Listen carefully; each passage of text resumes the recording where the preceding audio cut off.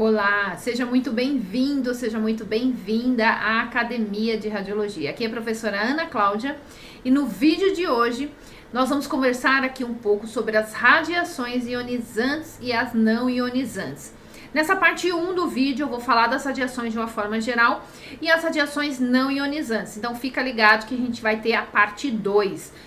Não está inscrito ainda nesse canal? Já aproveita e se inscreve, porque toda semana a gente tem aí um conteúdo desse mundo das radiações que é tão importante para os estudantes de radiologia e também para os profissionais das técnicas radiológicas. Então nessa conversa, quando falamos das radiações ou a radiação, ela é uma forma de energia. Então quando falamos da radiação, é muito importante que a gente entenda que a radiação está em todo lugar o tempo todo. Então a radiação é uma forma de energia que pode ser na forma de onda ou mesmo de partícula, um feixe de uma determinada partícula que a gente vai discutir e vai falar um pouquinho mais ao longo do nosso vídeo.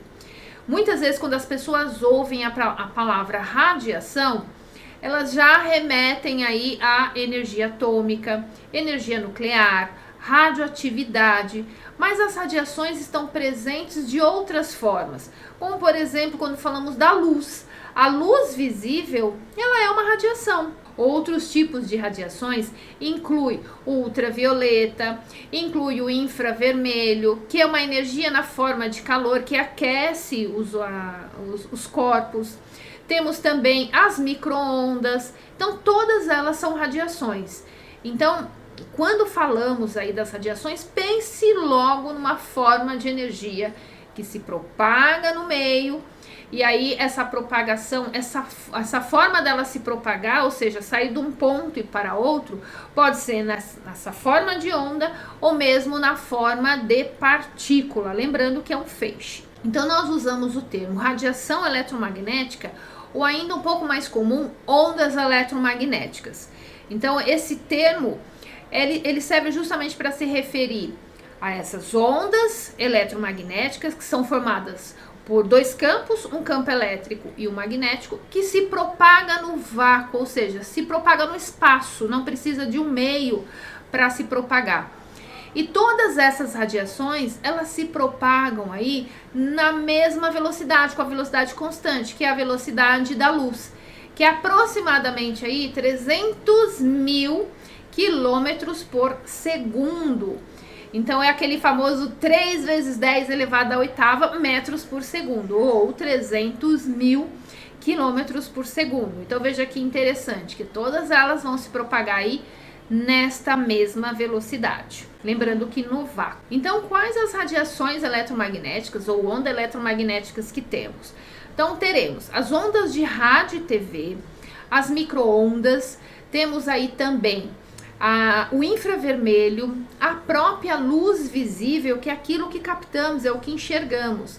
Temos o ultravioleta, raio-x e raio gama. Lembrando que essas duas são aí as que possuem maior energia.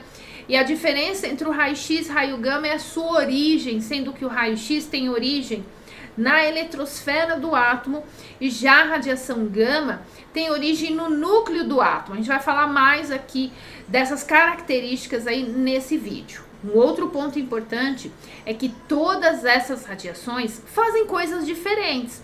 Todas elas têm características formadas pelos dois campos que a gente falou, um campo elétrico e um campo magnético, mas cada uma tem uma finalidade. Por exemplo, a luz visível nos permite enxergar os objetos. O infravermelho é uma radiação que aquece os corpos, formada por energia na forma de calor que aquece os corpos. O ultravioleta, por exemplo, bronzeia as pessoas. As ondas de rádio e TV carregam esse tipo de sinal que vai ser transmitido aí para as nossas casas, por exemplo. E aí você já deve ter percebido que essas ondas eletromagnéticas ou radiações eletromagnéticas têm diversas aplicações. Cada uma tem as suas aplicações específicas. E aí um outro ponto importante é que nem todas as radiações elas interagem com a matéria da mesma forma. Dependendo da sua energia, do seu comprimento de onda, elas vão ter interações diferentes com a matéria. E aí vale destacar que essas radiações, nós vamos ter dois tipos. A gente vai ver aqui uma classificação. Então, nós vamos ver a classificação das radiações não ionizantes e as radiações ionizantes. E aí, nesse vídeo, eu vou buscar mostrar sobre as radiações não ionizantes. Então, como o nome sugere, uma radiação não ionizante é aquela radiação que não tem a capacidade, ou seja, não tem energia suficiente para ionizar o átomo, ou seja, arrancar elétrons daquele meio. Então, a energia que ela possui é simplesmente para movimentar um elétron de uma camada para outra, mas sem ionizá-lo, sem arrancar aquele elétron.